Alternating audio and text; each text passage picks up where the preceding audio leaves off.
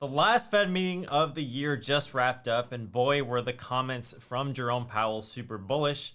Basically, he said that they're just going to hold interest rates steady and that he even foresees 3 interest rate cuts in the next year. Now, if we look at the written Fed statement from today, we've added a few language terms here. So everything in blue has been added.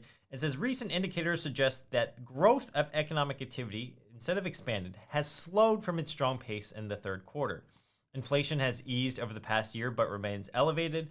And then the other key thing that you need to pay attention to here is that they added the word any in terms of any additional policy firming that may be appropriate to return inflation to 2% over time.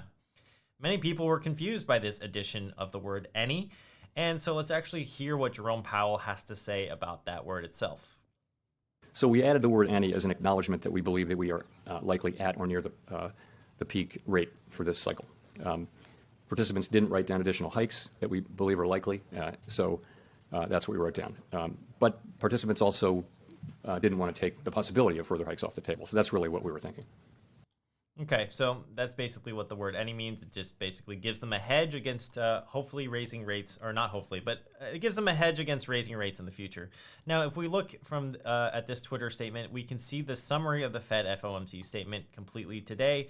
And so this, if you just want to end the video here, you can, but we're obviously going to digest everything that goes on. But this is what happened today. So the Fed kept the rates unchanged at 5.5%. This is what we already knew. This is the third meeting in a row that the Fed left rates unchanged. They added the word any. We've already talked about that. And then the Fed dot plot shows that the FOMC is all done raising rates and will cut rates 3 times in 2024. That's the biggest news because that actually led to the market being incredibly up. Like just look at this market. It just looks like a hockey stick up and to the right, especially after the meeting went down. This is the S&P 500. The NASDAQ showed similar patterns right there. Now, in terms of the dot plot itself, let's look at it over here. This is actually really interesting. They have a dot plot. It's a fancy term for just basically the projections of what the FOMC members think that the rates are going to be at. So if we actually click on this right here, we can see that most of the members here, these dots right here, this is 2023. They all believe that they project that the interest rate should be 5.5%, which it is. But in 2024, which is this column right here, you can see that the majority of them think that the interest rate will probably be around 4.5 to 4.75%. And that's the cluster right there. And then this is 2025. Now you can see that the average kind of goes lower, maybe to 3 to 3.5%, maybe 3.75%. And then in 2026, they think that interest rates will come down to 2.5 or 3%. Okay, great. So in terms of the inflation report for November 2023, this is basically what they were looking at when they made these decisions. We can see that these are some of the core categories plus other items with a notable year-over-year price change from CNBC. I'm just going to close this right here. We can see that most of the inflation is coming from food, 2.9%, and food at home. So things like juices and drinks are up 18% year over year. Sauces and gravies, probably because of Thanksgiving and Christmas. Sugar is up. But you know what's really interesting is that food away from home is up too. And I'm sure you've probably noticed this in your own life. It's like, even though inflation seems to be cooling down, the cost of living and the cost of prices have just gone up like crazy. And so we're going to talk about that shortly here. But we can look at some of the other categories that went up year over year. Motor vehicle insurance, that went up 19.2%. That I can actually see myself because my car insurance rate used to be $2,400 for the entire year, and now it's $3,000 this year, which is absolutely insane to me. And then the admission to sporting events, this went up too. I think the admission to just a lot of events in general have gone up. I'm sure you know concerts are really expensive right now too. Okay, so this is a report from JP Morgan. It says, while Wall Street tends to focus on the headline year-over-year pace of inflation, which came at 3.1% in November, consumers are focused on prices staying elevated, with broad inflation up 17.9% since the end of 2021. Food prices are up 20% over the same period. Yes, that's basically what I was saying. And here's actually Jerome Powell talking about these prices. Let's listen. Common theme is that while inflation is coming down, and that's very good news, the price level is not coming down. Prices of some goods and services are coming down, but overall, in the aggregate, the price level is not good. So people are still living with high prices, and that is something that people don't like. Yeah, no shit. People don't like higher prices. That's something that they are trying to work on, but who knows what that actually means. If we look at the actual consumer price index year over year change, we can see that all items went up 3.1% year over year, and then core PCE went up 4%. So that's everything minus food and energy, because those are the most volatile pieces of the actual inflation report.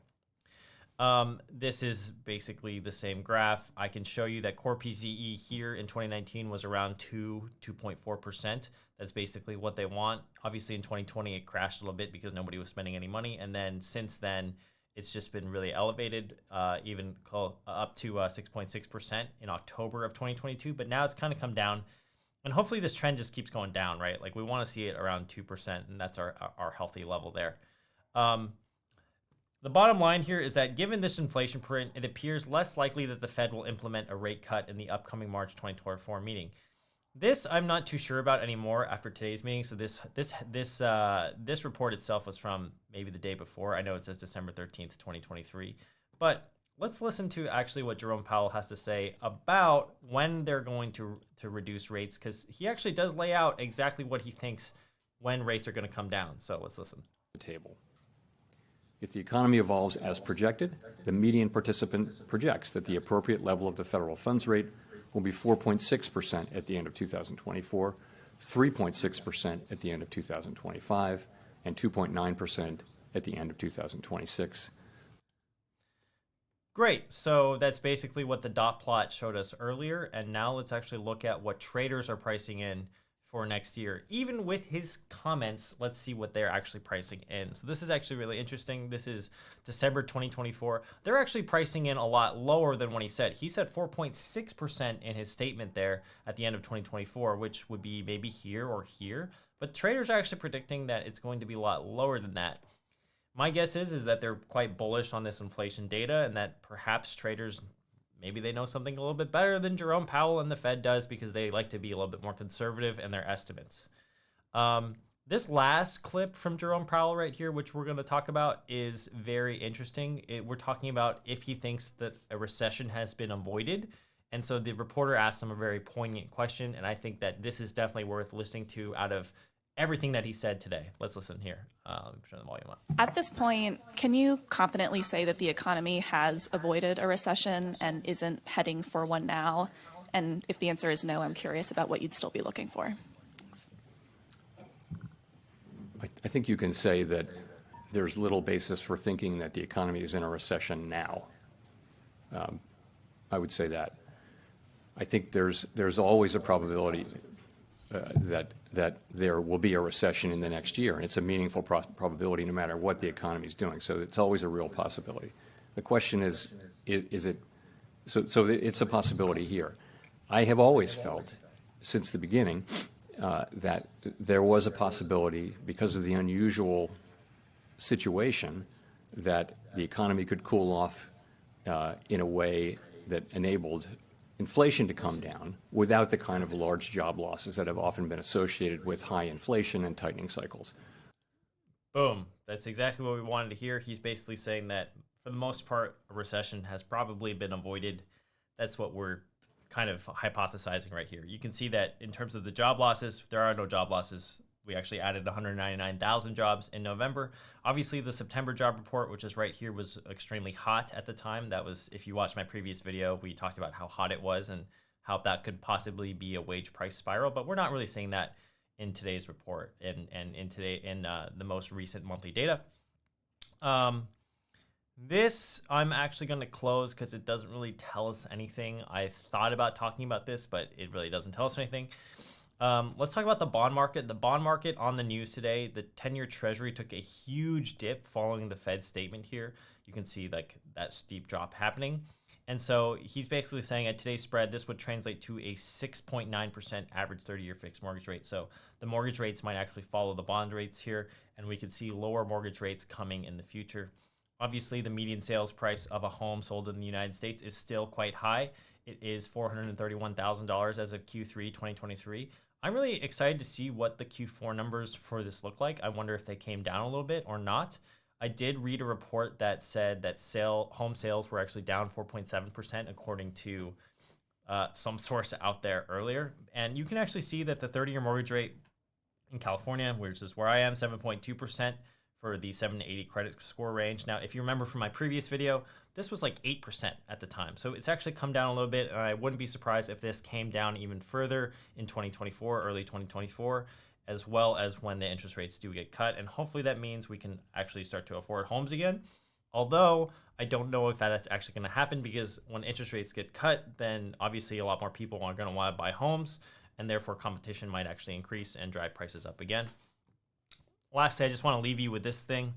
This is an Economist article that is actually talking about, is it cheaper to rent or buy property? And I actually think that this map here is fascinating. I actually saw this somewhere. I think I saw it on social media. I'll try to zoom in here. You can see that the home truths here.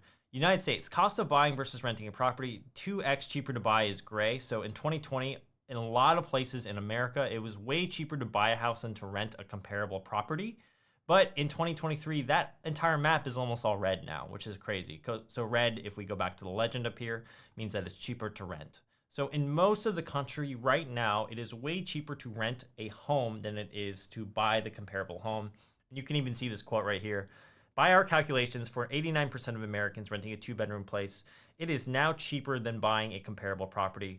And 3 years ago, that figure was 16%. So you can see how much of our landscape for at least homes have changed really in the past 3 years or so. And so we'll see if those mortgage rates actually do come down and if that map actually changes. This actually concludes the video. It was very quick, very short. Hopefully you enjoyed it. I'm thinking about starting a Discord in January. So if you are interested in becoming a moderator for my Discord, please let me know down below in the comments, or just email me at humphreytalks@gmail.com. I'm looking for some community mods that would want to be part of that. And I think that a Discord, to have a place where we can facilitate these discussions, as well as have me answer questions and talk about different types of videos and different types of personal financial rules, could be really cool. Other than that, have a good day. Hopefully this helped you. Make sure to subscribe. Peace.